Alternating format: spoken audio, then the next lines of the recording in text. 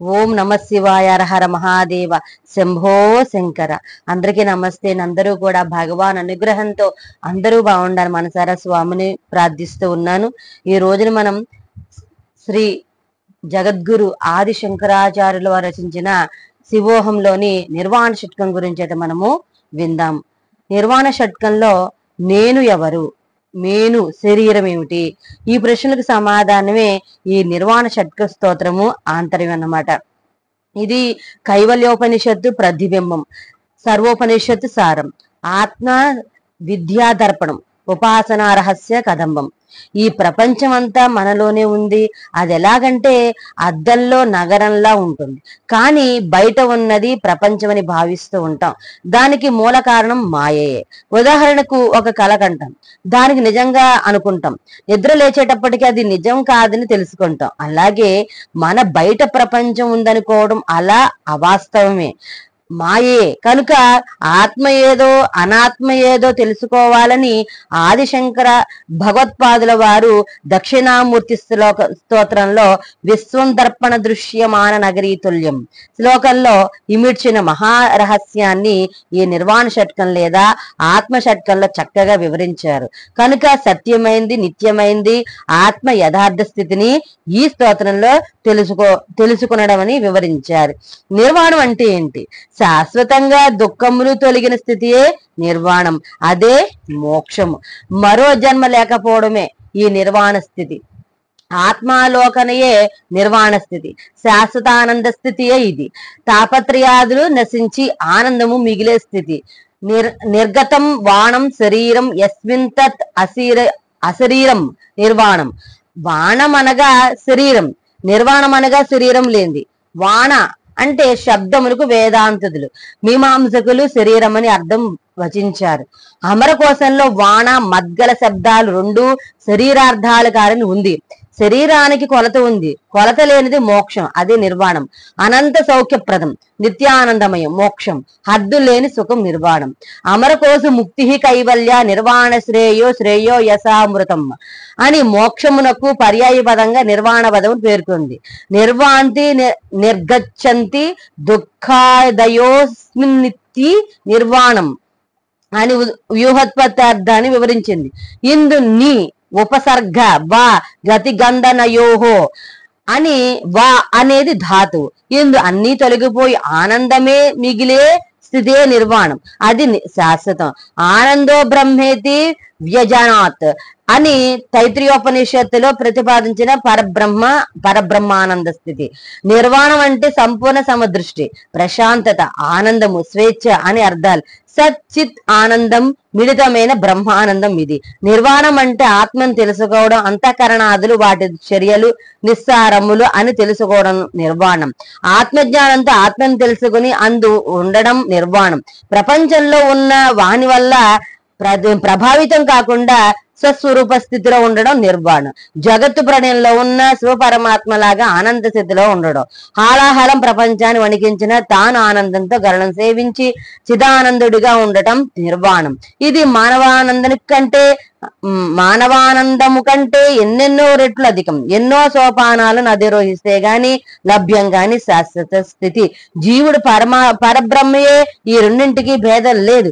ఈ అద్వైత స్థితి నిర్ధారణయే ఈ నిర్వాణ షట్కము, ఆత్మ షట్కము. ఇక్కడ దేహి అనగా జీవుడు, అతనిలోని జీవ లక్షణాలను ఒకదాని తర్వాత మరొక దానిని అనగా మనసు, బుద్ధి, చిత్తము, కాళ్ళు, చర్మము మొదలగు 24 తత్వాలను తొలగించుకుంటూ పోయారు. అప్పుడు దేహంలో మిగిలినది ఆత్మ మాత్రమే. ఆ ఆత్మ మన హృదయం గుహల్లో ఉంది. ఆ ఆత్మ అంటే భగవంతుడే. ఆయనకు అంతర్ముఖులై దర్శించి ఉపాసించాలి. అప్పుడు సాధకులు ఆ భగవానుడు చిదానంద రూపుడైన శివుడును, ఆ శివుడే నేను అనే అనుభూతి చెందుతారు. శ్రీ శ్రీ జగద్గురువులు ఆదిశంకర భగవత్పాదుల వారు ఒకసారి హిమాలయ పర్వత ప్రాంతంలో సరి అయిన గురువు కోసం వెతుకుతూ ఉన్నారు. ఒక సన్యాసి ఎదురు వచ్చారు. ఆయన శంకరుని నీవు ఎవరివి అని ప్రశ్నించారు. అప్పుడు శంకర్ నిర్వాణ షట్కం ఆసువుగా వచించారు. ఇందు శంకరులు తాను ఏది కాదు గ్రహించి సిద్ధానందం అనుభవించి ఆ ఆనంద జలది నుండి అనుభవిస్తూ పలికిన అమృతవాకే నిర్వాణ షట్కం. అది సంపూర్ణ వేదాంత శిఖరం. ఇది నేనంటే దేహాన్ని అదే ఆత్మ అనుకుంటున్న ఆత్మవరణ కనుక ఆత్మ షట్కం. ఆత్మ అనుకునే భ్రాంతి తొలగించి ఆత్మ నిర్ధారణ చేయడం గాన ఆత్మ షట్కము. ఆదిశంకర భగవత్పాదుల వారిని నీవెవరు అని బాటసారి అడిగాడు. ఆ ఆదిశంకర్ సమాధానం ఇచ్చారు. వారు ఇరువురు ఏ స్థితిలో ఉన్నారు అనగా ప్రశ్న వేసిన వ్యక్తి మాయామృత దేహి, శంకర్లు ఆత్మానుభూతి చెందిన మహాత్ముడు. అందువల్ల ఆ సమాధానం ఇచ్చేటప్పుడు ఆయన ఆత్మస్వరూప స్వస్థితిలోనే సమాధానము చెప్పారు. అది నిర్వికార స్థితి. ఏ రకమైన భావనకు అనుకూల ప్రతికూల స్పందన లేని స్థితి, నిశ్చల జీవస్థితి. అప్రయత్న కథనం, తనకు ఏ వాసన లేని జీవన్ముక్త స్థితి సత్య కథనము. నాకు ఊరు పేరు లేదు, నేనంటే ఆత్మను దేహాన్ని కాదు ఆత్మస్వరూపుడను అని ఆత్మ షట్కాన్ని బోధించటంలో జీవుడు గల దేహం ఆత్మ రెండింటిని గురించి విశ్లేషించారు. నిర్వాణ షట్కమును 6 శ్లోకాల్లో ఆదిశంకర భగవత్పాదుల వారు రచించారు. 5 శ్లోకాలు పంచభూతాత్మన దేహాన్ని, అందరి విషయవాసన బంధాలను అనుబంధాలను ప్రస్తావించి ఇవేవి నేను కాదు అని పాదంలో చివరలో నేను శివుడను అని వర్ణిస్తారు. తొలి 5 శ్లోకాలు 5 సంఖ్యల పంచభూతాత్మక దేహానికి ప్రతీకలు, ప్రకృతి ప్రతీకలు. వీరిలో దేహాంశాలైన అంతఃకరణాలు, జ్ఞానేంద్రియాలు, పంచభూతాలు, పంచ ప్రాణవాయువులు, సప్తధాతువులు, పంచకోశాలు, కర్మేంద్రియాలు, మళ్ళీ 24 తత్వాలు, విషయవాసనలను ఆగు అరిషడ్వర్గాలు, రాగద్వేషాలు, పుణ్యపాపాలు, సుఖదుఖాలు, మంత్రాలు, తీర్థాలు, వేదాలు, యజ్ఞాలు, బంధాలు, అనుబంధాలు. నేను కాదు, అందరికీ కనిపించే ఈ వ్యక్తిని నేను కాదు, ఈ దేహాన్ని నడిపే చైతన్యం నేను అని ప్రతి శ్లోకం 4వ పాదంలో మరియు 6వ శ్లోకంలో నిర్ధారించడం జరిగింది. 5వ శ్లోకంలో నేతి బృహదారణ్యకోపనిషత్తులోని వేద వాక్యార్థం ప్రతిఫలిస్తోంది. 6వ శ్లోకంలో అహం నిర్వికల్పో అంటూ నేను దేహంలో ఉన్న ఆత్మను, నాకు ఈ దేహానికి సంబంధమే లేదు, దేహం వికారభూయిష్టం, ఆత్మకు ఏ వికారము లేదని ఆత్మ జ్ఞానం పొందాలని, ఆత్మ కూడా పరమాత్మలోనిదే కనుక అహం బ్రహ్మాస్మి అనే అనుభవ స్థితియే మానవ గమ్యమని సందేశం ఇస్తూ ఉన్నారు. దేహమన్నా శరీరమన్నా ఒకటే, దేహము ఆత్మకు ఉపాధి, శరీరము అశాశ్వతం. శరీరి అనగా శరీరంతో ఉన్నవాడు జీవుడు, ఆత్మ శాశ్వతం. అశాశ్వత దేహాన్ని పట్టుకుని మనం వేలాడుతూ ఉన్నాం, మాయలో ఉన్నాం. దానికంటే శాశ్వతమైనది ఆత్మ. అది దేహానికి విషయాలకు అతీతంగా దేహంలో ఉంటూ వానిని నడిపే చైతన్యమే ఆత్మ. దాన్ని పట్టుకోవాలి, దేహ మమకారం వదులుకోవాలి. ఏది వదులుకోవాలో, దేన్ని పొందాలో వివరించడం దీని ఆంతర్యం అన్నమాట. అయితే మనం మొదటి శ్లోకం గురించి అయితే మనము విందాము. దాని పదార్థము, భావము, ప్రతి పాదానికి కూడా అర్థం అయితే మనము విందాం. ముందుగా శ్లోకం గురించి అయితే మనము విందాం. మనోబుద్ధ్యహంకార చిత్తాని నాహం నోత్రం న జుహ్వా నచ ఘ్రాణ నేత్రం నచ హ్యోమ భూమిర్న తేజో న వాయు చిదానందరూప శివోహం శివోహం. ప్రతి పదార్థం అయితే మనం విన్నాం. అహం అంటే నేను అనగా ఈ దేహంలో ఆత్మరూపంగా ఉన్న నేను. మనోబుద్ధి అహంకార చిత్తాని, మనసు బుద్ధి చిత్తము అహంకారములను నా కాదు. అహం ఆత్మ అయిన నేను. కర్ణం చెవిని నా కాను. జిహ్వ నాలుకను నా కాను. గ్రాణ నేత్రచ ముక్కు నేత్రములు కూడా నా కాదు. దేహములో చెవిగా శబ్దములు వింటూ, నాలుకతో రుచులు చూస్తూ, ముక్కుతో వాసన చూస్తూ, కళ్ళతో చూస్తూ, చర్మ సుఖాదులను ఆనందాన్ని అనుభవిస్తున్నానని భావించేది నేను కాదు. ఆ అనుభవము నాది కాదు, ఇంద్రియాలదే. ఇంద్రియానందమే. ఇంద్రియానందం ఎప్పటికైనా పతనము చెందుతుంది. అది తాత్కాలికము. నా తత్వము శాశ్వతము. ఆనందాలకు లోబడేది నేను కాదు. అహం జీవుల్లో ఆత్మగా ఉన్న నేను. హ్యోమ ఆకాశం చ కూడా కాదు. భూమి కూడా నా కాదు. తేజ తేజస్సు నా కాదు. వాయువును నా కాదు. పంచభూతములు నేను కాదు. ఈ పంచభూతములలో దేహము నిర్మితమైంది. ఆ దేహము నేను కాదు, వానిలోని సత్తా నేను. అహం జీవుల్లో ఆత్మరూపమైన నేను. చిదానంద రూప జ్ఞానము ఆనందమే రూపముగా గల శివోహం మంగళప్రదుడైన శివుడును. శివోహం నేను శివ పరమాత్మను. ఇది తథ్యము. మొదటో పాదం గురించి అయితే చెప్తున్నారు భావము. నేను సంకల్పం అనగా ఏదేని ఒక విషయం ఉద్దేశించి భావన కలగడం. వికల్పాలనగా రకరకాల ఊకిసలాటల భావనల సమూహాలు. అలాంటి మనసుని కాదు, నిర్ణయాలు చేసే బుద్ధిని కాదు, జ్ఞాపకాల పొట్ట అయిన చిత్తము నేను కాదు, అన్ని పనులకు నేనే కర్తననుకునే అహంకారము కాదు, నేను నాది అంతా నా దేహమే అనే ఆలోచన పరంపర అయిన మనసు, బుద్ధి, చిత్తం, అహంకారాలను అంతఃకరణాలు అంటారు. ఇవి నేను కాదు, ఇవన్నీ ఆలోచన తీరులే, ఇవేవి నేను కాదు. అహంకారం రెండు రకాలు. ఒకటి మహదహంకారం, జ్ఞానం గడిస్తున్న కొద్ది వచ్చేది. రెండు మిథ్యాహంకారం, లేని గొప్పలు ప్రదర్శించడం. మొత్తం మీద అహంకారం అంటేనే అంధకారం. ఇక్కడ ఒక కథ ఉంది. సృష్టికి మొదలు అంధకారం వ్యాపించి ఉంది. ఏదీ తెలియక ముందు పుట్టిన బ్రహ్మకు ఏం చెయ్యాలో తెలియక అయోమయంలో ఉండి విష్ణువును ప్రార్థించాడట. విష్ణువు కరుణించి తన తేజపుంజంలో ఆ మాయ కలిగించాడట. అప్పుడు బ్రహ్మ తన సృష్టి కొనసాగించాడట. అహంకారాలు మూడు రకాలు. సాత్విక అహంకారము, ఇది ఆత్మతత్వాన్వేషణకు ఉపయోగపడుతుంది, మంచికి దారితీస్తుంది. దీని నుండి జ్ఞానించిన జ్ఞానేంద్రియాలు జ్ఞానార్జనకు సహకరిస్తాయి. రెండవది రాజసహంకారం, సాధనకు ఉపయోగపడుతుంది. దీని నుండి కర్మేంద్రియాలు జనించినవి. మూడవది తామసహంకారం, దీని నుండి దేహం జనించింది. ఇది దేహ నాశనానికి దారి తీస్తుంది. ఇక రెండవ పాదం గురించి మనం విన్నాం. చెవి, ముక్కు, నాలుక, కన్ను, చర్మము, ఇవి 5. వీని జ్ఞానేంద్రియాలు అంటారు. దేహంపై కనిపిస్తూ వివిధ రకాల జ్ఞానాన్ని అందజేయడం చేత జ్ఞానేంద్రియాలు బాహ్యకరణాలు అంటారు. ఇవి నేను కాదు. ఇక్కడ ఇంకొక రహస్యం అయితే ఉంది. శబ్ద, స్పర్శ, రూప, రస, గంధం పంచ తన్మాత్రలు. ఇవి పంచభూతాల గుణాలు. ఈ గుణాములతో వరుసగా ఆకాశము, అగ్ని, వాయువు, జలము, భూమి పంచమహాభూతములు ఉద్భవించాయి. వీని లక్షణాలు పుణికి పుచ్చుకుంటూ గ్రహించడానికి, అనుభవించడానికి వరుసగా చెవులు, కనులు, చర్మము, జిహ్వ, నాసిక పంచ జ్ఞానేంద్రియములు ఉద్భవించాయి. వీటి ద్వారా ఈ జ్ఞానములు అనుభవంలోకి వస్తాయి కనుక వీటిని జ్ఞానేంద్రియములు అన్నారు. అంతేకాక జ్ఞానేంద్రియాలకి ఇలా పంచభూతములతో సంబంధం ఉంది కనుక దేహం పంచభూతాత్మకమైంది. పంచ తన్మాత్రలతోనే పంచభూతములు, పంచ జ్ఞానేంద్రియాలు, కర్మేంద్రియాలు, ఇంద్రియార్థాలు, అంతఃకరణాదులు, ఇలా దేహం అంతా ఒక గొలిసే. ఆయుర్వేద గ్రంథాలు ఇందుకు ప్రమాణం. ఇహ ఖలు పంచేంద్రియాణి పంచేంద్రియ ద్రవ్యాణి పంచేంద్రియాధిష్టాని పంచేంద్రియాధిష్టాని పంచేంద్రియార్థ పంచేంద్రియ బుద్ధయో భవంతి. శిరస్థాలంతర్గతం సర్వేంద్రియ పరం మనః. శిరస్థాలంతర్గతం సర్వేంద్రియ పరం మనః అని కనుక మనసైవ మనశ్చిత్వా కుఠారేణైవ పాదపం పదం పావనమానసాధ్య సద్య ఏవ స్థిరో భవ. మనసైన మనశ్చిత్వా విస్మృత్యాచరమ మనః వర్తమానమపి చిత్వాత్ చిన్న సంసారతాం వ్రజం వ్రజేణ విద్యతే. వ్రజాన్ని వజ్రాన్ని వ్రజంతోనే కోయాలి, వజ్రాన్ని వజ్రంతోనే కొయ్యాలి. మనసుతోనే అరికట్టాలి, చెట్టును గొడ్డలతో నరుకాలి. అలాగే మనసును దాని ఆలోచనలకు అడ్డుకట్ట వేసి వర్తమాన స్థితిలో ఉంచాలి. మోక్షం పొందే ప్రయత్నము చేయాలి. ఇదే మనోబుద్ధి అహంకార అని అది ఆది శంకర భగవత్పాదుల వారు మనసుతో ప్రారంభించడంలోని రహస్యం. పంచ తన్మాత్రలు దేహ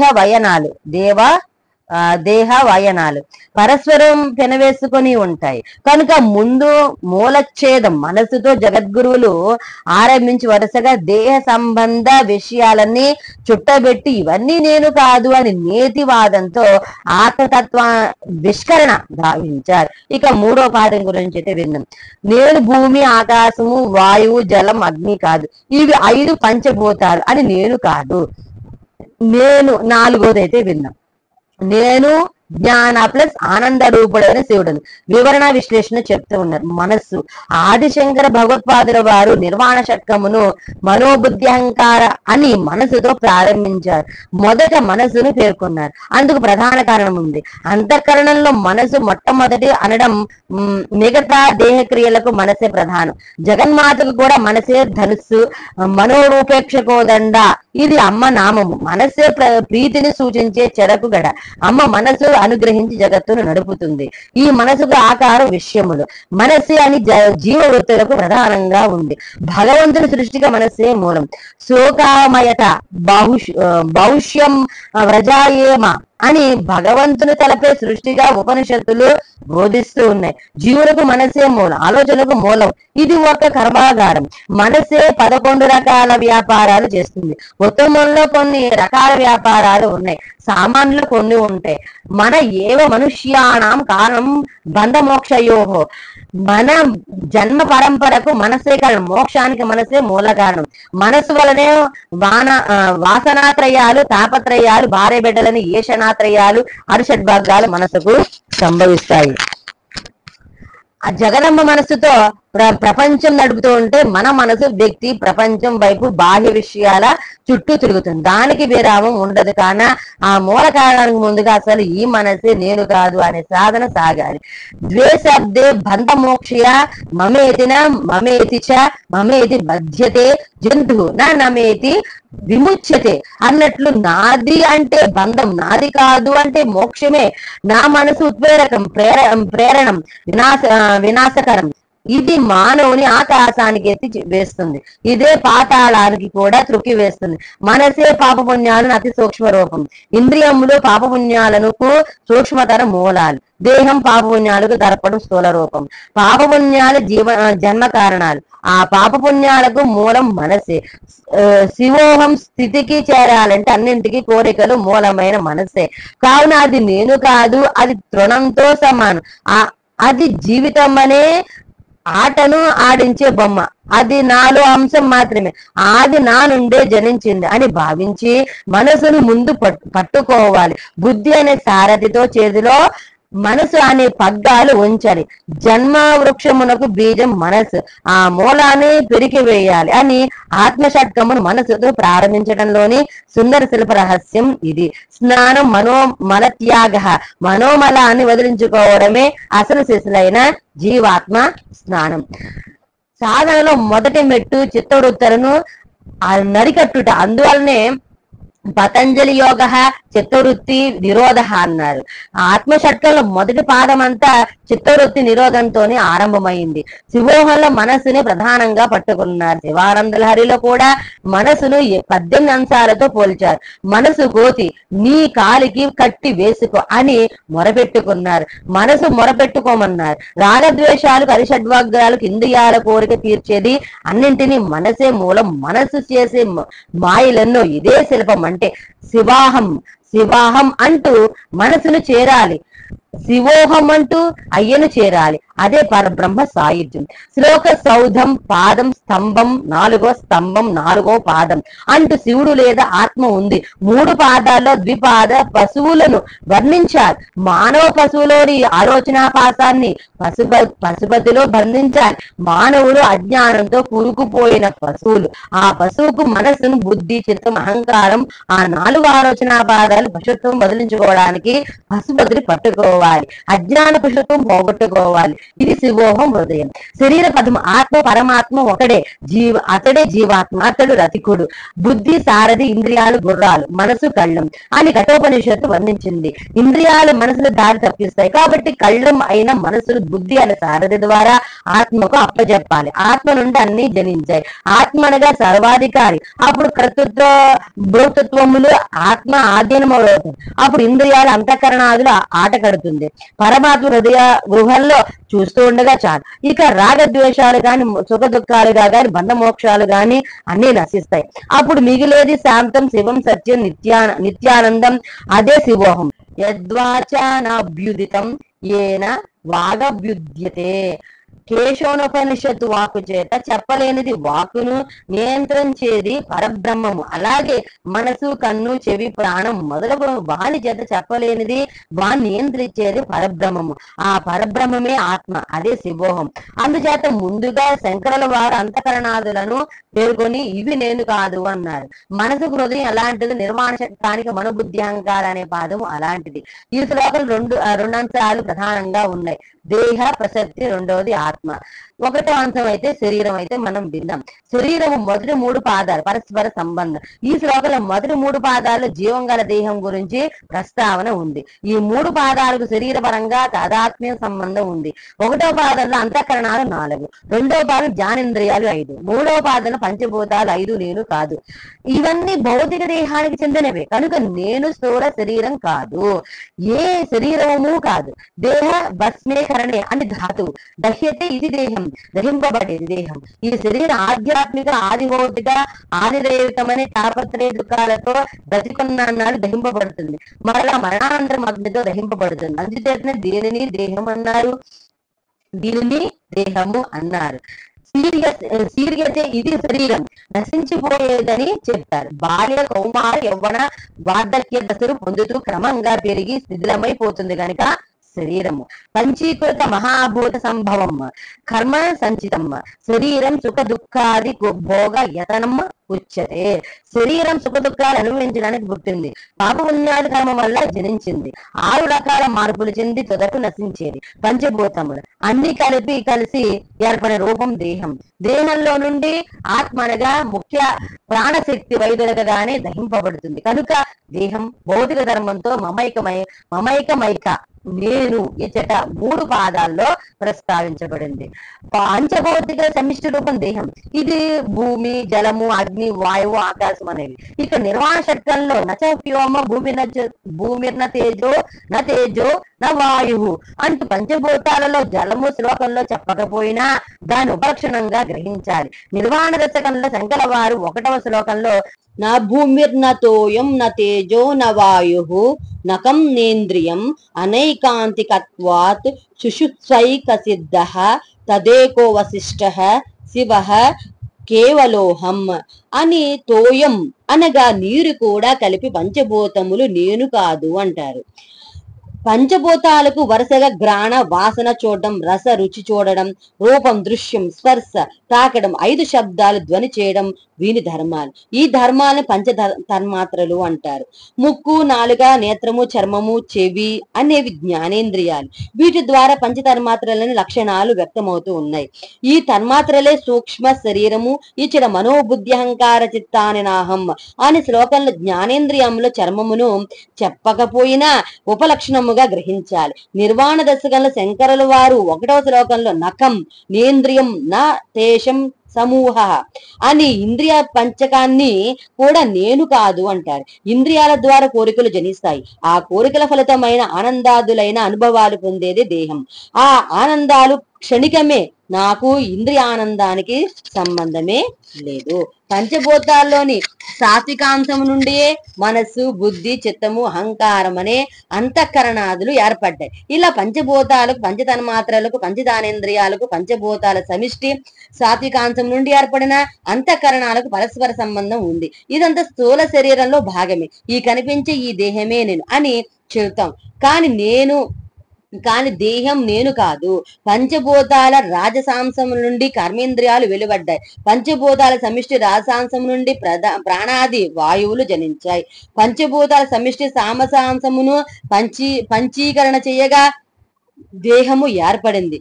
ఆ కనిపించనివి మనసు, బుద్ధి, చిత్తం, అహంకారం అనేవి ఇవి మనసుల లోపల ఉండి నడిపిస్తాయి. ఇవి చిత్త వృత్తులు, అందువలన వీరిని అంతఃకరణములు అంటారు. నేను ఇవేమీ కాదు. బాహ్యకరణములు గురించి అయితే మనం విందాం. నేను చెవి కాదు, నేను నాలుక కాదు, నేను ముక్కు కాదు, నేను కన్ను కాదు. వీరిని బాహ్యకరణాలు అంటారు. ఇవి వరుసగా వినడం, స్పృశించడం, వస్తువులను చూడటం, రుచి చూడటం, వాసన చూడటం ఇవి భౌతిక విషయాలకు లోబడేటట్లు చేస్తాయి. ఈ 5 గుర్రం నడకలా 5 విధాలు గుర్రం నడకలానే మనిషి 5 విధాలుగా నడిపిస్తాయి. మనసును నడిపించే ఈ 5 ఇంద్రియాలు మనసును బంధించడానికి కారణాలు అవుతాయి. ఈ 5 నేను కాదు. పంచభూతాలు ఈ దేహం నిర్మింపబడింది. ప్రాణం పోగానే ఇవి బాహ్య జగత్తులో ఉండే పంచభూతాల్లో కలిసిపోతాయి. ఘటం అనగా కుండ, అది ఖాళీ కుండ, అందులో ఆకాశం ఉంది, దాన్ని ఘటాకాశము అంటారు. కొండ పగులగానే అందలి ఆకాశం విశ్వాకాశంలో కలిసిపోతుంది. జీవుని పరిస్థితియు అంటే స్థూల శరీరంలో ఉంటాయి. పంచభూతములు సూక్ష్మ శరీరంలోనూ ఉంటాయి. ఇవి విగత జీవి అయితే దేహంలో పంచభూతాలు విశ్వంలోని పంచభూతాల్లో కలిసిపోతాయి. కానీ నేనంటే స్థూల శరీరం, సూక్ష్మ శరీరం ఏది కాదు. స్థూల శరీరం సూక్ష్మ శరీరం అంతరించిన నేను అనగా ఆత్మ అంతరించదు. కర్మ ఫలానుభవాలకే ఉపాధులను వెదుకుని ప్రయాణము చేస్తూ ఉంటుంది. కర్మలు నిశేషమైతే పరమాత్మైకం చెందుతుంది. అప్పటి వరకు కర్మ ఫలాలు తిరగడం ఇది ఆత్మ ప్రయాణం. నేను అనగా పరమాత్మ అయిన ఆత్మను ఆ అంతరించని విశ్వాత్మే అనగా ఆత్మయే నేను అని చెప్తూ ఉన్నారు. ఇక్కడ స్థూల దేహం, సూక్ష్మ శరీరం, కారణ శరీరము గురించి మీకు పక్క పటంలో చూపిస్తాను చూడండి. తర్వాత అపంచీకృతము సూక్ష్మ శరీరం గురించి కూడా మీకు పక్కన పటంలో చూపిస్తాను చూడండి. తర్వాత కారణ శరీరం గురించి అయితే మనము విందాం. స్థూల సూక్ష్మాలకు కారణభూతము కారణ శరీరము పూర్వజన్మ కర్మవాసనలు బట్టి కారణం శరీరం ఏర్పడుతుంది. చీమ, దోమ, నల్లి, బల్లి మొదలకు జన్మలకు కారణంగా ఉండేవి పూర్వజన్మ కర్మలు. ఇవి నిద్రలో ఏర్పడే కళల్లాంటివి. నిరంతరము మానవుని వెంట నడిచేది పూర్వజన్మ కర్మ. అది కూర్చుంటే కూర్చుంటుంది, పడుకుంటే పడుకుంటుంది, నడిస్తే నడుస్తుంది, నీడలా అనుసరిస్తుంది. నిత్య జీవి పుణ్యము లేదా పాపము ఫలితము ఇచ్చాక వెళ్ళిపోతుంది. పుణ్యం కావచ్చు, పాపము కావచ్చు. చేతే సహా శయానేన గచ్చంతం అనుగచ్చతి నరాణం ప్రాకన్నం కర్మఫలం దత్వా నివర్తతే. పై వివరణ గమనించినట్లయితే స్థూల శరీరం, సూక్ష్మ శరీరం, కారణ శరీరాలకు మాయ త్రిగుణాలలో పంచతన్మాత్రలు పంచభూతములు. వాటి సంబంధంతోనే అటు జ్ఞానేంద్రియాలు, కర్మేంద్రియాలు, అంతఃకరణాలు, ప్రాణవాయువులు, సప్తధాతులు, పంచకోశాలు గల 24-19 తత్వాలకు మిలిగల గుణసుల అవినాభా సంబంధము కలదు. కాన శంకరుల వారు ఒక్కొక్క శరీరాన్ని తీసుకొని ఈ మాయా వైగేర ఆత్మ సంజాతాలే, తాను స్వయం ప్రకాశకుడైన శివుడే తాను, అదే శివోహం అన్నారు. మాయామయమిద మఖిలం హిత్వా బ్రహ్మపదం త్వం ప్రవిశ్య మఖిలం హిత్వా. భజ గోవింద స్తోత్రంలో శంకర స్వామి ఇదంతా మాయామయమైన జగత్తు అని విడిచి బ్రహ్మపదంలో ప్రవేశించు అంటారు. మమ మాయా దురత్యయ. గీతలో శ్రీకృష్ణ పరమాత్మ నా మాయ దాటసక్యం కానిది అని అర్జునితో అంటారు. మామేవ ఏ ప్రవద్యంతే మాయాం ఏతాం తరంతితే. నన్ను ఆశ్రయించిన వాడు ఈ మాయను దాటగలడు అని కృష్ణ పరమాత్మ భగవద్గీతలో బోధించారు. మాయ బ్రహ్మైక దేహం, మాయా బ్రహ్మైక దేశం, మాయ అఘటిత ఘటన పటీయసి. మాయాధీశుడు మాధవుడు, మాయాధీనుడు మాధవుడు. స్థూల దేహం పంచీకృతం. పరమాత్మ సృష్టిలో మొదటిగా మహాభూతాలు ఏర్పడ్డాయి.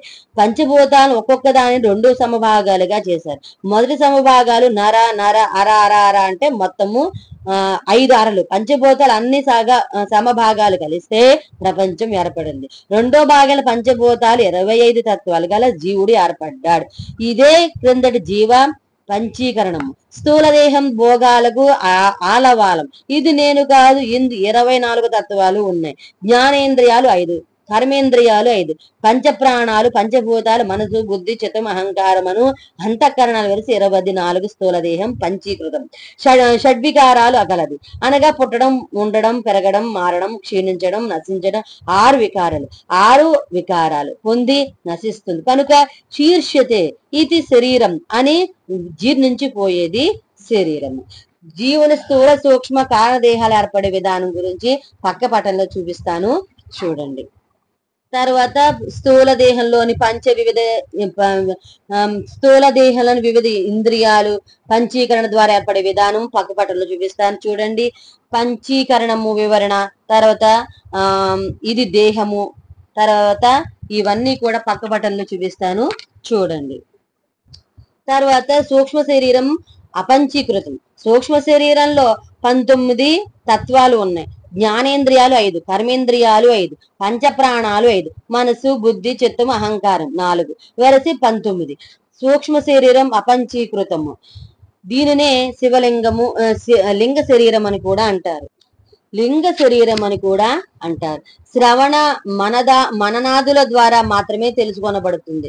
లీనం అర్థం గమయతి ఇది లింగం. ప్రత్యక్షంగా ఉండదు, ప్రచన్నంగా ఉంటుంది. కానీ లీనము అయ్యేది లింగ శరీరం. ఇది పంచభూతములు పంచీకరణతో ఏర్పడలేదు కనుక అపంచీకృతం. ఇవి సూక్ష్మేంద్రియాలు, 19 తత్వాలకు ప్రతీకలు, 19 జ్ఞాపకాలు, 19 చిహ్నాలు, అనగా 19 లింగాలు. కనుక లింగ శరీరమే పైకి కనిపించే ఇది సూక్ష్మ శరీరం ఎలా అవుతుందంటే, ఉదాహరణ పైకి కనిపించే చెవులు, వాని లోపల శూన్యం ఉంటుంది. అది ఆకాశం అందు శబ్దాన్ని గ్రహించే శక్తి కల ఈ సూక్ష్మేంద్రియం ఉంటుంది. అదే శ్రోతేంద్రియం. అంతేగాని పైకి కనిపించే దొప్పలు కావు. అలాగే అన్ని ఇంద్రియాలు ఆయా శక్తి కల 19 సూక్ష్మేంద్రియాలు అవుతాయి. అలా సూక్ష్మ శరీరంలో భాగాలు అవుతాయి. ఈ శరీరం సుఖ దుఃఖానుభవ సాధనం. వీనికి భౌతిక రూపం ఉండదు. కర్ణ వ్యతిరిక్తం కర్ణ సుక్షులల్య వచ్చిన్న బోధేశాశ్రయం శబ్దగ్రహణ శక్తిమతీంద్రియం శోచేంద్రియం. ఆత్మానాత్మ వివేకంలో శంకరుల వారు వివరించారు. ఈ సూక్ష్మ శరీరం ద్వారా నశించేదే స్థూల శరీరంతో పాటు నశించిపోతుంది. కనబడి సూక్ష్మ శరీరం ఇది. కారణ దేహం గురించి అయితే మనం విందాం. కారణ శరీరం స్థూల సూక్ష్మాలకు కారణభూతమైంది. ఇది మన శరీరంలో ఉన్న బ్రహ్మ చైతన్యాన్ని ఆవరించుకుని ఉంటుంది. ఉపాధికి అనగా ఈ దేహం ఏర్పడడానికి హేతువైనది కారణ శరీరం. ఇది వైయుక్తికము. ఇది నేను కాదు. పశు పక్షి క్రిమి కీటక మానవాది జన్మల స్థూల సూక్ష్మాలు హేతు కారణ శరీరం. ఇది త్రిగుణాత్మకం కాని కనిపించదు. అనిర్వచ్యం, అనాద్యం, అవిద్య ప్రతిరూపం, సత్యరూప జ్ఞానం లేనిది తత్వబోధ. ఇది అద్వైత భావాన్ని పొందకుండా నివారిస్తుంది. దీన్ని నశింపజేయాలంటే ఆత్మ పరమాత్మల అభేదానుభావంతోనే సాధ్యం. ఇలా నశిస్తుంది కనుక ఇది కారణ శరీరము అయింది. దేహమందుల ఇంద్రియాల భౌతికానందాన్ని కోరుకుంటాయి. నెరవేరకపోయినా వానికి లోబడిన నరకాన్ని తలపిస్తాయి. ఇది రాగపాశబద్ధాలు విషయవాసనకు బానిసలను చేస్తాయి. శ్రద్ధాదిభి పంచభిరేవ పంచతత్వమాపు స్వగుణేన బద్ధాః పురంగ మాతంగ పతంగమేన భృంగాః నరః పంచవిరంచితః కిమ్ అని శంకర భగవత్పాదుల వారు వివేక చూడామణిలో వివరించారు. జింక బోయిన వాని పాట విని వడలు వరచి శబ్దం వింటుంది, తన్మమై ఉంటుంది. బోయవాడు బాణ వేస్తాడు, శబ్దంపై ఆసక్తి వల్ల మైమరిచి ప్రాణాలు కోల్పోతుంది. అగ్నిని చూచి ఫలమని మిడత లోపపడుతుంది, అగ్నిలో బడి మరణిస్తుంది. ఎరను తినాలనే ఆసక్తితో జాలరి ఎరను పట్టుకుంటుంది, జాలరికి చిక్కుతుంది. రుచి వల్ల చేప నాలుక మరణిస్తుంది. ఆడ ఏనుగు స్పర్శ సుఖం కోసం మగ ఏనుగు చర్మం వెళ్లి ఆకులు కప్పి ఉన్న కందకంలో పడుతుంది, మరణానుకుని తెచ్చుకుంటుంది. సంపెంగపై వాసన వల్ల తుమ్మెద సుఖానుభవానికి తప్పిస్తుంది, సంపెంగపై వాలుతుంది, ఆ వేడికి తాళలేక మరణానుకుని తెచ్చుకుంటుంది. అలాగే ఈ దేహం సుఖానుభవంతో ఆనందం చెందాలని ఇంద్రియ తపన చెందుతూ ఉన్నాయి, మరణాన్ని కొని తెచ్చుకుంటూ ఉన్నాయి. కాన ఈ 5 వినాశకాలే కనుక పంచేంద్రియాలు కాని పంచ తన్మాత్రలు రుచి వాసన స్పర్శ వినికిడి చూపు కాని ఇవి నేను కాదు, నేను ఆకాశం కాదు, నేను భూమి కాదు, నేను అగ్ని కాదు, నేను వాయువును కాదు, పంచభూతాత్మకమైనది ఈ దేహం, ఇది నేను కాదు అనగా పంచజానేంద్రియాలు వాని పంచ తన్మాత్రలు రుచి వాసన స్పర్శ వినికిడి చూపు ఆ తన్మాత్ర సంజనితమైన పంచభూతాలు నేను కాదు అనగా నేను స్థూలంగా కనిపించే శరీరము కాదు, సూక్ష్మ శరీరము కాదు, కారణ శరీరము కాదు. నేను పరమాత్మను అయిన ఆత్మను, శాశ్వతుడను. దేహం పోయినా నేనుంటాను, సాక్షిని, నాకు నాసత్వము లేదు. నిర్వాణ షట్కం 4వ పాదంలో మేను అనగా శరీరం లేని నేను ఆత్మ గురించి బోధించారు. ఈ శరీరం కానిది శరీరాన్ని నడిపే చైతన్యం గురించి బోధించారు. ఈ చైతన్యం ఆత్మ. ప్రపంచోపశమనం శాంతం శివం అద్వైతం చతుర్థం మన్యతే స ఆత్మ విజ్ఞేయ అని ఆత్మ గురించి మాండూక్యోపనిషత్తు ఉపదేశించింది. ప్రశాంతమయం మంగళకరం అద్వయం 4వది ఇది ఆత్మ. ఆత్మానామస్థూల సూక్ష్మ కారణ శరీరత్రయ విలక్షణ పంచకోశ వ్యతిరేక అవస్థాత్రయ సాక్షి సచిదానంద స్వరూప అని శంకరులు ఆత్మానాత్మ వివేకంలోనూ వచించారు. ఈ నిర్వాణ షట్కంలో నిషేధింపబడినది దృశ్య పదార్థమే, మిగిలేది ఒకటే అవస్థాత్రయ సాక్షి సచ్చిదానంద స్వరూపమైంది ఆత్మ. ఇది ఒక పదార్థం లాంటిది కాదు, దీనికి ఏమీ అంటదు. ఈ ఆత్మ జ్ఞానానంద రూపుడైన శివుడే పరమాత్మయే. ఈ రెండింటికి భేదం లేదు, అనగా నేను నీవు అనబడే మనకు పరమాత్మకు భేదం లేదు. అవిద్య వల్ల అనగా శరీరమే నేననే అజ్ఞానము వల్ల త్రాడు పాముగా కనబడేట్లు శరీరమే నేననే పరిమితమైన భావానికి గురి అవుతూ ఉన్నాం. ఉదాహరణకు స్ఫటికం ప్రక్కన ఏ రంగు ఉంచితే స్ఫటికం ఆ రంగులో కనిపిస్తుంది. నిజానికి స్ఫటికం నిర్మలం స్వచ్ఛం తెలుపు అనుకుంటాం. స్ఫటికం ప్రక్కన తెల్ల ఏనుగు బొమ్మను ఉంచితే అప్పుడు స్ఫటికం తెల్లగా కనిపిస్తుంది. ఎరుపు రంగు వస్తువు ఉంచితే స్ఫటికం ఎర్రగా కనిపిస్తుంది. అది నిజం కాదు, స్ఫటికం రంగు వర్ణించలేం. అలాగే ఆత్మ కూడా ఏ ఉపాధిని శరీరాన్ని ధరిస్తే ఆ ఆకారమే ఆత్మ అని భ్రాంతికి లోను అవుతాం.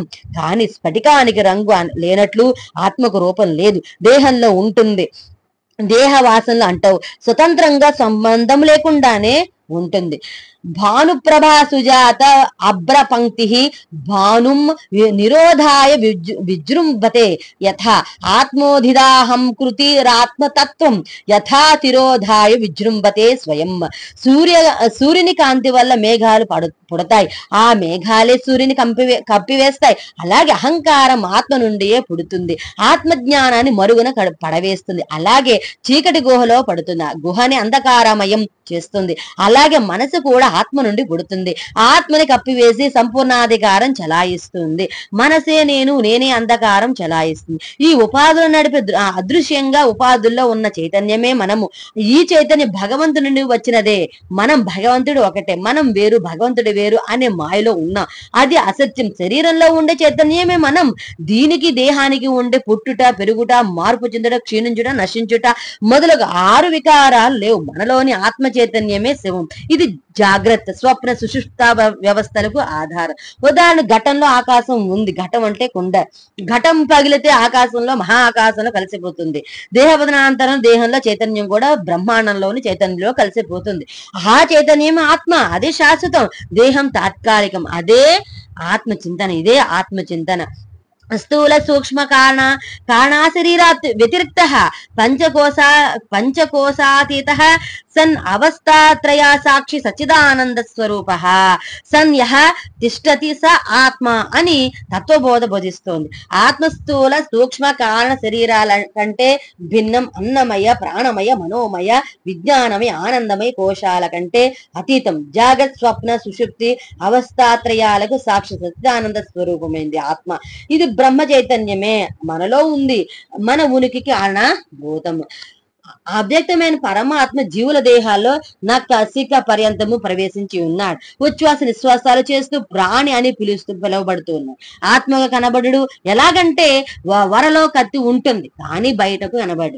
ఆత్మ కూడా అంతే, పైకి కనబడదు. ఆత్మ మాట్లాడుతూ వాక్కు అనే పేరుతో ఉంది, చూస్తూ నేత్రం అనే పేరుతో ఉంది, వింటూ శ్రవణం అనే పేరుతో ఉంది, మానసికమైన సంకల్ప వికల్పాలతో మనస్సు అనే పేరుతోనూ ఆత్మ వ్యవహరిస్తుంది. ఆ పరమాత్మ దేహంలో ప్రవేశించడం వల్ల జీవాత్మకు ఆయా కర్మల వల్ల పేరు కలుగుతూ ఉన్నాయి.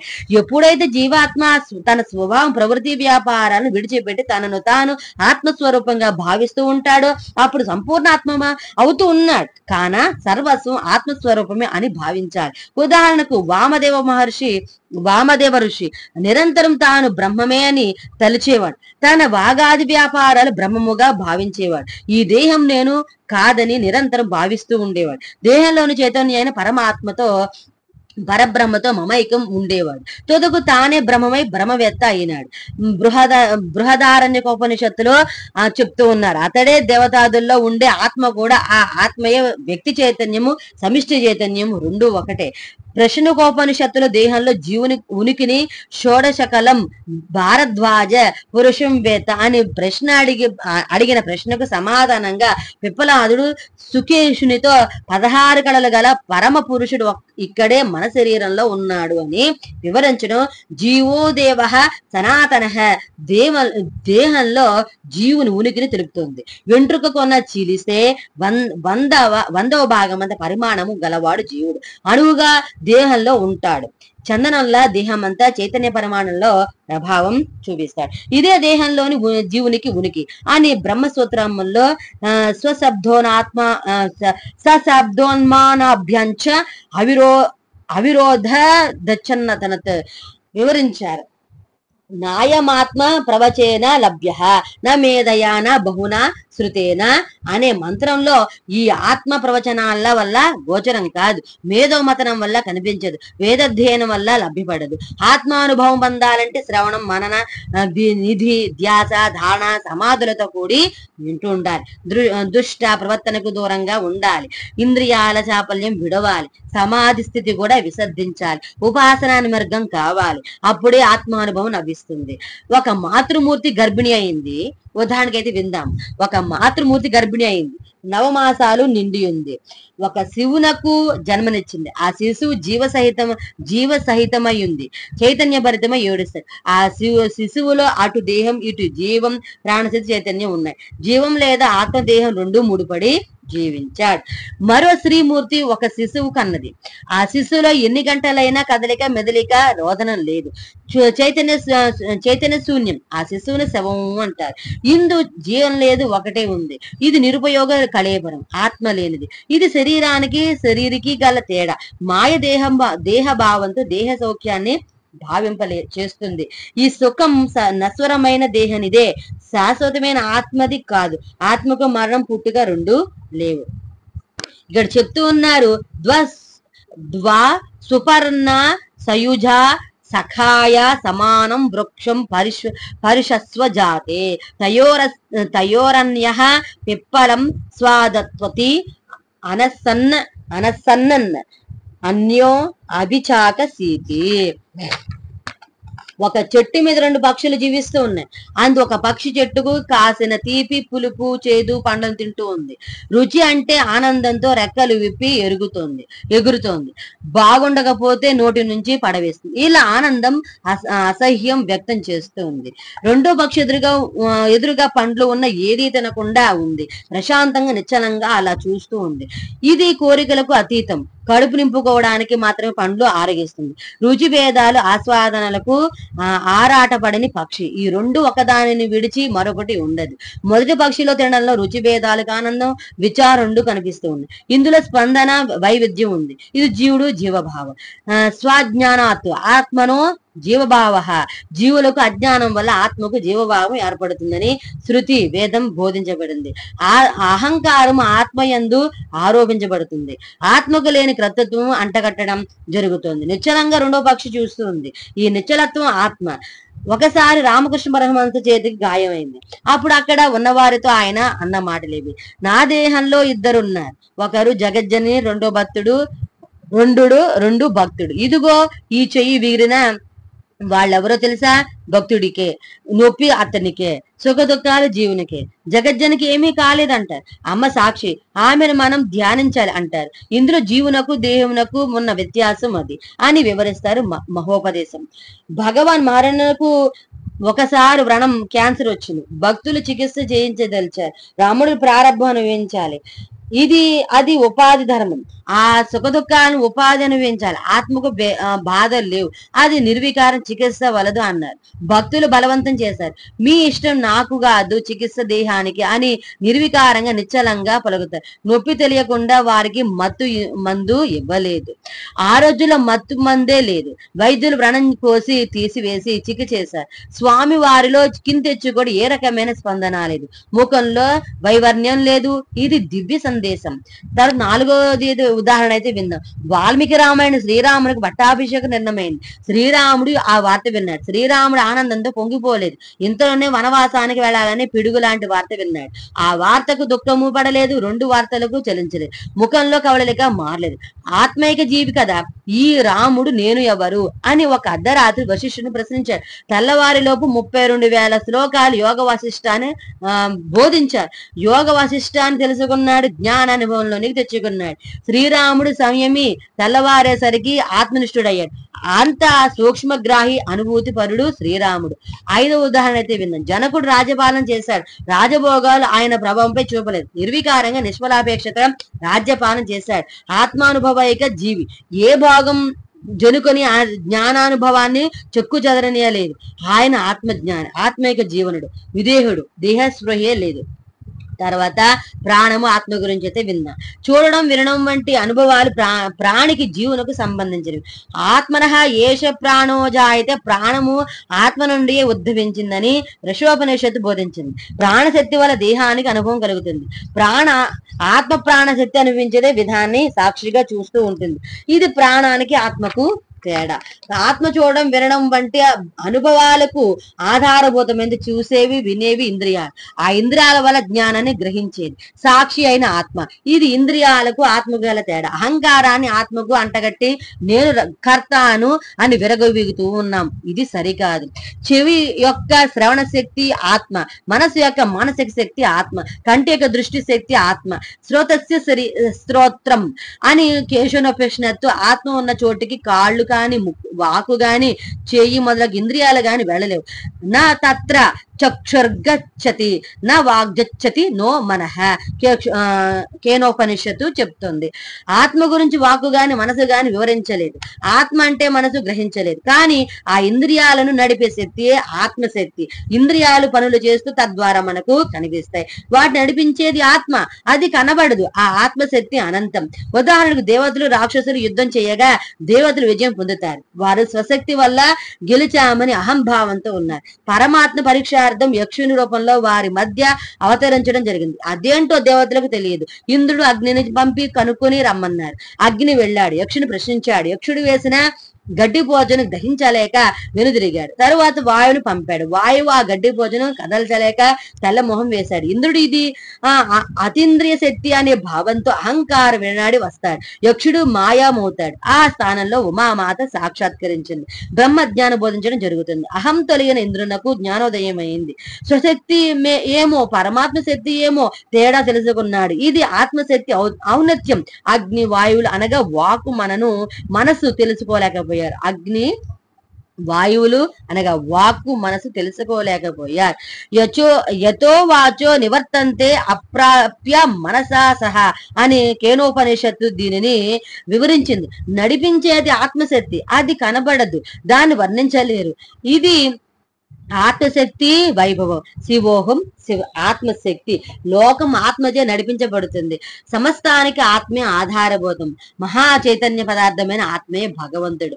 సర్వం తత్ ప్రజానేత్రం ప్రజ్ఞానే ప్రతిష్ఠితం. ప్రజ్ఞనేత్రో లోక ప్రజ్ఞా ప్రతిష్ఠ ప్రజ్ఞానం బ్రహ్మ.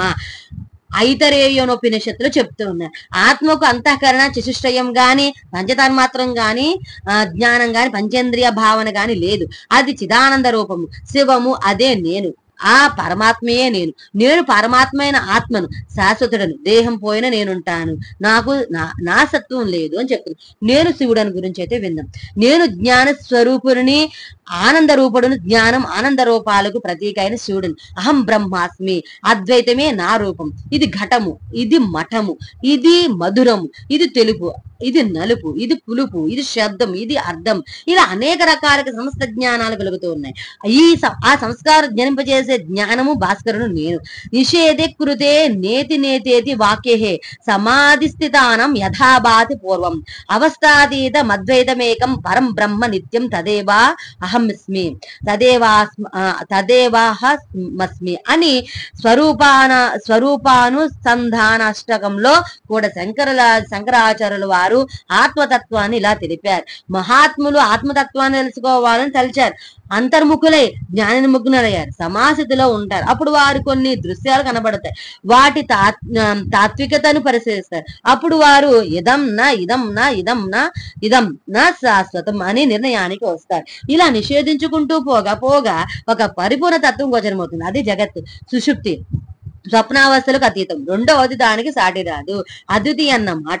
ఏకం సత్ అని ఒకటే, ఇది సత్యం, అదే బ్రహ్మ తత్వం, అదే నేను అంటే ఆత్మ అని అనేస్తారు. భగవాన్ రమణులు కూడా నేను ఎవరు అని ఎవరికి వారు తెలుసుకోండి, అదే తపస్సు సాధన పరమార్థం, ఆ తపస్సత్యమే ఆత్మ అని సందేశం ఇస్తారు. శివోహం అంటే ఇదే. శివుని తత్వాన్ని శివపురాణం నామాష్టక యోగం ధరించే సాధనంగా ఇలా వివరించింది. శివో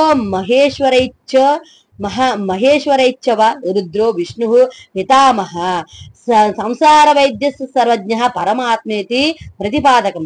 ఇది 8 నామాలు, శివతత్వ ప్రతిపాదకాలు. వీటిని నిత్యం పఠించాలి, స్మరించాలి, అర్థం మననం చేయాలి. అప్పుడే జీవుడు ముక్తుడవుతాడు. శివాయ నమః, మహేశ్వరాయ నమః, పరతత్వాన్ని మెరుగుపరిచే కార్యమే తిరోధానం. రుద్రాయ నమః, సంహార కృత్యం. విష్ణువే నమః, స్థితి పోషణ కార్యం. పితామహాయ నమః, సృష్టి కార్యం. ఈ 5 పంచకృత్యాలు. సంసార వైద్యాయ నమః, అజ్ఞాన నిర్మూలకుడు మోక్షం. సర్వజ్ఞాయ నమః, కర్మఫల పదార్థ జ్ఞానం. పరమాత్మనే నమః, సర్వాత్మకుడు పరతత్వం. శివగాథలు తెలుసుకోవాలి, కథలు పైకి మాత్రమే అంతర్యం గ్రహించాలి, ఆ సందేశాన్ని అనుభవంలో అమలు పరచాలి, అనుభూతితో జీవించాలి. పెదవులతో శివోహం కాదు, భజనం శివోహం కాదు, భక్తి శివోహం, మననం, శ్రవణం, కీర్తనం, ధ్యానం, ధ్యాస శివమయం అవ్వాలి. జీవితం శివాంకితం కావాలి.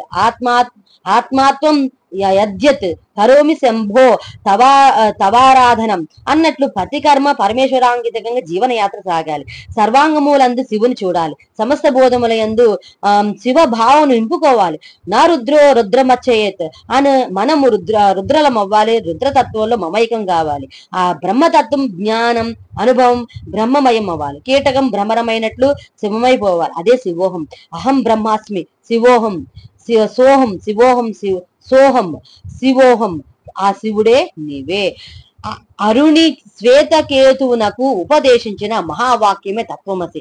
అరుణి కుమారుడు శ్వేతకేతు గురుకులంలో 12 ఏళ్ళు వేద విద్యను అభ్యసించాడు. తండ్రి అరుణి వద్దకు తిరిగి వస్తాడు. తండ్రి కుమారుడు ఏ విద్యను అభ్యసిస్తే అన్ని విద్యలు తెలుస్తాయో చెప్పగలవా అంటాడు. ఆ ప్రశ్నకు శ్వేతకేతు సమాధానం చెప్పలేక తెల్ల ముఖం వేస్తాడు. అతనికి ఉన్న అహంకారం తొలగిపోతుంది. ఏమీ చెప్పలేకపోతాడు, మీరే చెప్పండి అని ప్రాధేయపడతాడు. అప్పుడు ఇలా చెప్పసాగాడు అరుణి. వేదాలు 4 వేదాలు 4 మహావాక్యాలు ఉన్నాయి. అవి పరమాత్మ స్వరూపాన్ని బోధించేవి. ఈ తత్వమసి మహావాక్యము సామవేదాల్లోని చాందోపనిషత్తులోనిది. తండ్రి అన్ని బ్రహ్మ విద్యలు నేర్పుతాడు. చివరకు ఆ ఉపదేశ వాక్యం ఉదాహరణతో బోధిస్తాడు. నాయన శ్వేతకేతు, తత్వమసి మహాకావ్యము ఆ ఆత్మ విద్యను తెలుపుతుంది. ఇది మోక్ష సాధనోపాయం కనుక ముందుగా మోక్షం సాధించాలంటే కొన్ని ప్రాథమిక లక్షణాలు నీవు కలిగి ఉండాలి. వాని సాధన చతుష్టయము అంటారు. వాని గురించి చెప్తాను విను. చతుష్టయం గురించి అయితే మనం జంతువునాం నరజన్మ దుర్లభం, జంతువుల నరజన్మ దుర్లభమైంది. దుర్లభం త్రయమేతత్ దైవానుగ్రహ వేతుకం, మనుష్యత్వం ముముక్షత్వం మహాపురుష సంశయ.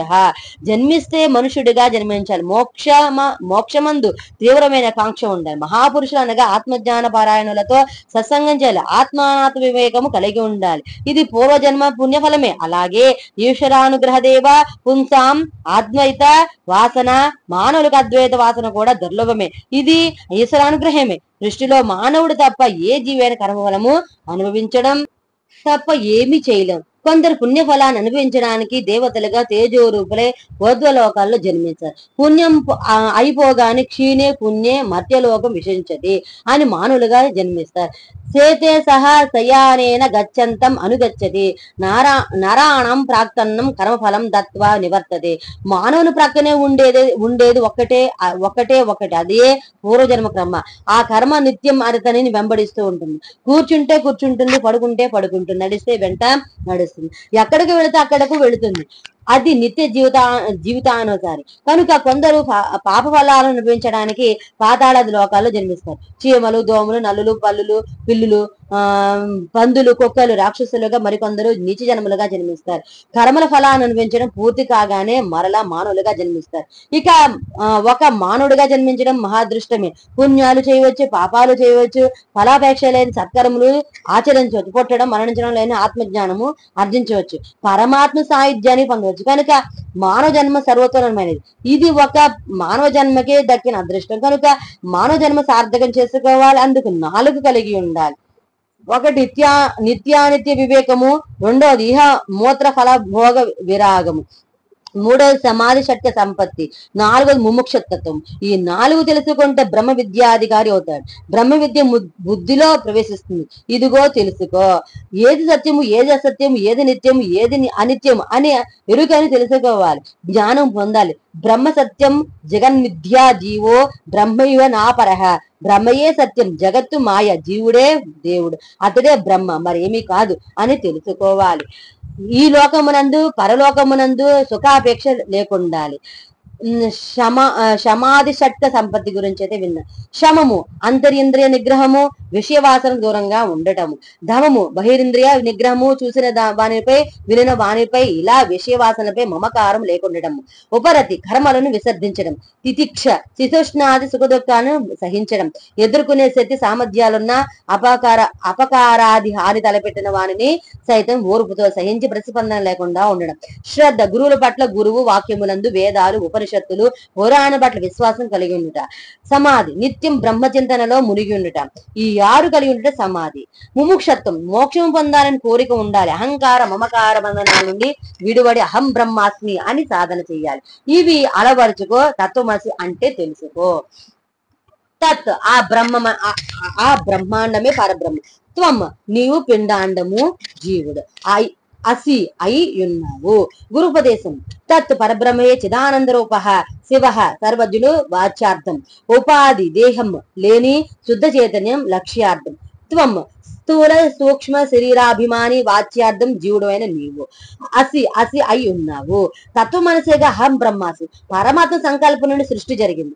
ఆ సృష్టిని వాడే జీవుడు. జీవునకు శివునకు భేదం లేదు. జీవాత్మ పరమాత్మ రెండు ఒకటే. పరమాత్మకు జీవాత్మ మధ్య మాయా ప్రవేశించింది. అదే అవిద్య. సృష్టికి కారణం మాయే. అవిద్య తొలగితే అహం బ్రహ్మాస్మి అనుభవం తథ్యం అని ఉదాహరణకు చూడు. కొన్ని ఉదాహరణలు అయితే మనం విందాం. మట్టి ఒకటే. కుండలు, ప్రమిదలు, మూకుళ్ళు ఇలా పలు రకాలు. అవి విచ్ఛిన్నమైతే మిగిలేది మరలా మట్టే. బంగారం ఒకటే. దాని నుండి ముక్కు పుడక, దుద్దులు, గాజులు, గొలుసులు రకరకాలుగా తయారవుతాయి. వాటిని కరిగిస్తే మిగిలేది బంగారమే. ఇనుము ఒకటే. ఖడ్గాలు, ఆయుధాలు వేరు. వాటిని కరిగిస్తే మిగిలేది మరలా ఇనుమి. దీన్ని బట్టి మూలమైంది ఒకటే. కారణం ఒకటే. కార్యాలు వేరు వేరు. అలాగే పరమాత్మ ఒకటే. ఆ పరమాత్మ నువ్వే. తత్వమసే ఇదే అంటే ఇదే. సాధారణంగా ప్రతి మానవుడు ప్రతిరోజు నేను ఈ పని చేసా అని ప్రతి దశలోనూ అనుకుంటాడు. నేను అని అంటూ ఉంటాడు. అయితే ఎవరు ఈ నేను? దీనికి ఊతంగా ఒకటి ఉండాలి. మరి పేరు కాదు. మన పేరుకు వెనక ఒక అహంభావ ఆలంబన అనగా ఆధారంగా ఒకటి నడుస్తూ ఉంటుంది. ఆ పదార్థానికి రూపం లేదు, కానీ అస్తిత్వం ఉంది. అదే అహం వృత్తి. ఆ అస్తిత్వం నిత్యం నడుస్తూ ఉంటుంది. దాని ప్రయాణం దేహత్యాగం వరకే. అంటే మనం జీవించినప్పుడు మనం మనసు నడిపించే నిత్య చైతన్యమే పదార్థమే ఆత్మ. అదే బ్రహ్మ చైతన్యం. ఇది మనం మెలకుగా ఉన్నప్పుడు నేను ఉంటుంది. ఇది జాగ్రత్తావస్థ. గాఢ నిద్రలో కూడా నాకు ఈ వేళ గాఢ నిద్ర పట్టింది అని అంటాం. నిద్రలో ఆత్మ ఉంటుంది. ఇది గాఢమను సుషుప్త్యావస్థ. కలలో కూడా భలే కల వచ్చింది, అమ్మవారిని పూజించినట్లు వగైరా కలలో కనిపించింది అంటాం. దీన్ని బట్టి కలలో కూడా ఉన్నాం. ఇది స్వప్నావస్థ. ఈ 3 దశల్లో అనగా జాగ్రత్త, సుషుప్త, స్వప్నంలో నేను అనేది ఉంది. దానికి పేరుతో సంబంధం లేదు. 3 అవస్థలకు చూస్తూ ఉంటుంది. ఆత్మ సాక్షిగా ప్రతిచర్యలో ఉంటుంది, కానీ కనబడదు. దాన్ని గుర్తించి గమనిస్తూ ఉండాలి. అదే మనసులో ఉంది. మనకు కనబడడం లేదు. ఈ స్థితిని తెలుసుకోవాలి. మనం చూస్తూ ఉంటాం. వస్తువు కనబడుతుంది. ఆ వస్తువు ఏదో తెలుసుకుంటాం. ఆ వస్తువును తెలిపే జ్ఞాన భూమిక మనకు కనబడదు. అది లేదా అంటే ఉంది, ఉంది అంటే కనబడింది. ఆ జ్ఞానాన్ని గమనించాలి. విశ్వం అంతా శక్తి వ్యాపించింది, విశ్వంగా కనిపిస్తుంది. ఆ విశ్వం అంతా వ్యాపించిన జ్ఞానమును దర్శించిన దాన్ని తెలుసుకోవాలి. మన ఇంద్రియాలు, మనసు, బుద్ధి పని చేస్తాయి. దీని వెనుక ఒక శక్తి ఉంది, ఆ జ్ఞానాన్ని తెలుసుకోవాలి. నేను అనేది మొదలుకొని దేహం వరకు వ్యాపించిన ఒక శక్తి ఉంది, అదే జ్ఞానం. సుఖాలు దుఃఖాలు తెలుస్తాయి. ఈ రెండింటిని తెలిపేది మనలో ఉంది, మనకు కనబడదు, అదే ఆత్మ. ఆ అఖండ జ్ఞానమే పరమాత్మ. ఆ ఆత్మయే పురాణ పురుషుడు, చిదానంద రూప శివోహం అంటే అదే. ఆకాశంలో సూర్యుని తేజస్సు ప్రకాశిస్తుంది, బుద్ధి గుహ నుండి జ్ఞానం ప్రకాశిస్తుంది. అలాగే మానవుల ఆత్మ ప్రకాశిస్తోంది. ఆ అత్రైవ సత్వాత్మని దీగుహోయామ్ అవ్యాకృతాకాశ ఉరుప్రకాశ ఆకాశ ఉచ్చే రవివత్ ప్రకాశతే స్వతేజస విశ్వమిదం ప్రకాశయన్ అని వివేక చూడామణి శంకర వారు నొక్కి వక్కాణించారు. మరియు నజాయతేనో విమ్రతే మ్రియతేన వర్ధతే నక్షీయతే నో వికరోతి నిత్య విలీయమానోపి వపుష్య ముష్మిన్ నలీయతే కుంభ ఇవాంబరం స్వయం. ఇది పుట్టదు, గిట్టదు, పెరగదు, తరగదు, ఇటువంటి వికారం పొందదు. ఇది సత్యం. శరీరం లయం పొందిన ఆత్మ శాశ్వతంగా ఉంటుంది. కర్మఫలాన్ని అనుభవించడానికి, కర్మకు తగిన ఉపాధిని ఆచరించడానికి ప్రయత్నిస్తూ ఉంటుంది. లేదా కర్మ నిశేషమైతే పరమాత్మ సాయుధ్యం పొందుతుంది. ఆత్మ కర్మఫలాలు తింటూ సంచరిస్తూ ఉంటుంది. ఎలాగంటే కడవ పగిలిన అందరి ఆకాశం విశ్వాకాశంలో కలిసిపోతుంది. ఇది ఆత్మరక్షణమని శంకర్లు వచించారు. ఇక భగవద్గీతలో నజాయితే మ్రియతే వా కదాచిత్ నాయం భూత్వా భవితావాన భూయః అజో నిత్య శాశ్వతోయం పురాణో నహన్యతేన హన్యమానే శరీరే. ఆత్మకు జనన మరణాలు లేవు. ఒకప్పుడు ఉండి మరొకప్పుడు ఉండకపోకదు. అది నిత్యం, శాశ్వతం, నిత్యం, నూతనం. శరీరం పోయినా అది శాశ్వతే. అత్యద్యోయం అదాహుయోయం అక్లేద్యో శోష్య ఏవచ నిత్య సర్వగతస్థాను అచలోయం సనాతన. ఈ ఆత్మను ఆయుధాలు నరుకజాలవు, అన్ని అగ్ని దహించలేదు, నీరు తడుపజాలదు, సూర్యునిచే ఎండింపజాలదు. ఇది నిత్యం, అంతటా నిండి ఉంటుంది, స్థిరం, సనాతనం, అవ్యక్తోయం, అచింత్యోయం, అవికార్య అయయం ఉచ్యతే. ఆత్మ అవ్యక్తంగానగా ఇంద్రియాలకు కనబడదు, మనస్సుకు ఊహకు అందదు. ఆత్మ పుట్టదు, గిట్టదు, పెరగదు, తరగదు, వికారము పొందదు, నశించదు. వగేరా 6 వికారాలు దీనికి లేవు. ఇది ఆత్మ, ఇది శాశ్వతం. చిదానంద రూప శివహం. చిత్ జ్ఞాన స్వరూపం, తేజస్వరూపం, ప్రకాశ స్వరూపం, అదే బ్రహ్మము. ఆ ప్రకాశము, తేజము ఉన్న చోట చీకటి ఉండదు. ఇది చిదగ్ని అనగా జ్ఞానాగ్ని. అగ్ని పదార్థములను తగులబెడుతుంది. ఈ జ్ఞానాగ్ని అజ్ఞానం అనే చీకటిని భస్ము చేస్తుంది. భగవద్గీతలో శ్రీకృష్ణుడు జ్ఞానాగ్ని సర్వకర్మాణి భస్మసాత్ కురుతేర్జున అని అర్జునుతో జ్ఞానం మన అజ్ఞానపు కర్మలను తగులచేస్తుంది, ప్రకాశమును కలిగిస్తుంది అంటాడు. ఎప్పుడైతే ఆత్మజ్ఞానము వెలువెరుస్తుందో ఇక మిగిలినంత శాశ్వత ఆనందమే. ఆనంద రూప సుఖ స్వరూపము, ఆది భౌతిక, ఆధ్యాత్మిక, ఆది భౌతిక దుఃఖత్రయము లేని స్థితియే ఆనందము. జ్ఞానమే అసుఖంగా గలవాడు శివుడు. ఆ శివుడు నేను సచిదానంద రూపుడనే, రసో వైసహ అని ఆనంద స్వరూపుడు, ప్రకాశ రూపుడనే, సర్వాంతర్యామిని అయిన చిదానంద రూపుడైన శివుడిని. నిర్వాణ షట్కంలో 1, 4, 6 శ్లోకాల్లో అహం పదము 3 సార్లు వచ్చింది. ఒక మాట 2 సార్లు 3 సార్లు చెప్పడం శాస్త్రబద్ధమే. చాందోగ్యంలో తత్వమసి 9 పర్యాలను చెప్పడం జరిగింది. ద్విదర్భం సుదబ్ధం భవతి 2 మార్లు చెప్పడం సునిబద్ధత కోసమే. ఉపాసించదగిన వస్తువు మనసులో దృఢముగా నాడుకొనడే చెప్పుటే ఇందని ఆంతర్యం. నేను శివుడును, ఖచ్చితంగా నేను శివుడను అని చెప్పుటే ఉదాహరణగా చెప్పుకున్న మంత్ర జపం మననం చేస్తే అది రక్షిస్తుంది. పైగా శివోహం ప్రక్షర మంత్రోపదేశమే అది. అహం దేహము, జీవముకల దేహము. ఇచ్చట మొదటి పాదంలో అహం పదం నేను అంటే జీవం కల దేహమును తెలుపుతుంది. అహం ఆత్మ. 4వ పాదంలో మొదటి సోహంలోని అహం పదం సోహం శివోహం నిరాకార పరమాత్మను తెలుపుతుంది. ఆ బ్రహ్మ కీటక పర్యంతము, బ్రహ్మ నుండి చిన్న పురుగు వరకు అని వ్యక్త్యావ్యక్తము, కనబడేది కనబడకుండా ఉండేది అంతా అహమే, బ్రహ్మమే సర్వము అని అహం పదానికి అర్థము. ఇది విశ్వాత్మ. 3వ అహం పదము రెండవ అహం బోధించిన విశ్వాత్మయే జీవాత్మ నిర్ధారిస్తుంది. ఇది నిర్ధారణ వాచకము. ఆకారము శివుడు, అప్రకారము తాను ప్రకాశిస్తూ సర్వాన్ని ప్రకాశింపజేసిన పరబ్రహ్మ శివుడు. ఆకారము శక్తి, విమర్శము సృష్టికి ఉన్ముఖము, జగత్తు శక్తి, శివశక్తుల సమ్మేళనమే అహం. అహం ఇది రెండు దళాలు గల విత్తనమే అహం. పరబ్రహ్మ ప్రకాశ విమర్శలే అహం శివము. నేను లోన నిషేధం తీసివేస్తే మిగిలేది ముఖ్య ప్రాణశక్తి ఆత్మ. నేనులో అచ్చులు తీసివేస్తే మిగిలేది ప్రాణం లేని నేను నశించు దేహం. ఈ జీవుడు శివుడే మంగళప్రదుడు. సామ్యతి పరమానంద రూప తత్వాత్ నిర్వికారో భవతి ఇది శివ అనగా షడ్వికారాలు పుట్టుట గిట్టుట మొదలగు లేని స్థితి మరియు పరమానంద రూపమైన స్థితిని శివ అంటారు. శివంతు మోక్ష క్షేమే అని విశ్వ కోశము నిఘంటువు తెలుపుతుంది. శివం అనగా మోక్షం క్షేమం అని వివరించింది. శివం అస్య స్థితి ఇది శివ ఇచ్చిన మతుబద్ధరంతో అనగా శివం అనగా శుభము కలవాడు. సర్వకాల సర్వావస్థల్లో ఏకత్వమే సంపూర్ణ సంక్షేమం అనే అర్థంలో అచ్ ప్రత్యయం వచ్చి శివ అవుతుంది. శివం అంటే పరమశుభం అనగా మోక్షం అంటే మోక్షప్రదుడు శివుడు అని అర్థం వస్తుంది. సర్వం యస్మిన్ తేతే సర్వం యస్మిన్ శ్యేతే సర్వేస్మిన్ యశ్యేతే ఇతి శివ. అంతయు దేని ఎందు కలదు, ఏది అన్నింట ఎందు కలదు అది శివము. శేరతే ప్రాణినః యత్ర స శివ. సమస్త శివుల విశ్రాంతి స్థానమే శివము. మెలకువలో ఉన్నప్పుడు స్థూలతత్వం, కలలో సూక్ష్మతత్వంలో, నిద్రలో కారణ శరీరాల్లో చైతన్యానికి ఆత్మ పనిచేస్తుంది కనుక మెలకువలలో, నిద్రలో, కలలో శివపర భావాలతో ఆత్మజ్ఞానంతో జీవిస్తే అదే శివం. జనన మరణాది అమంగళరహితత్వాత్ శివ. జననం మరణం మొదలగు అమంగళములు లేనిదే శివం. శివోహం పదం అహం బ్రహ్మాస్మి నిర్ధారణకు సంకేతం. నా ప్లస్ ఇది నేతి, ఇది కాదు, ఇది కాదు, ఈ దేహం నేను కాదు, ఈ దేహం చిదానంద రూపంగా జ్ఞానమానంద రూపం, ఇదే శివం.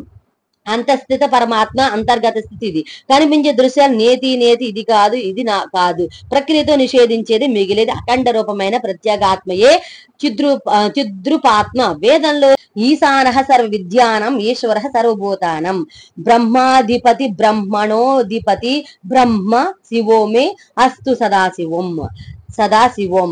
ఈ మంత్రము చిదానంద రూప శివోహం శివోహం అని సూచిస్తోంది శివకవచంలో.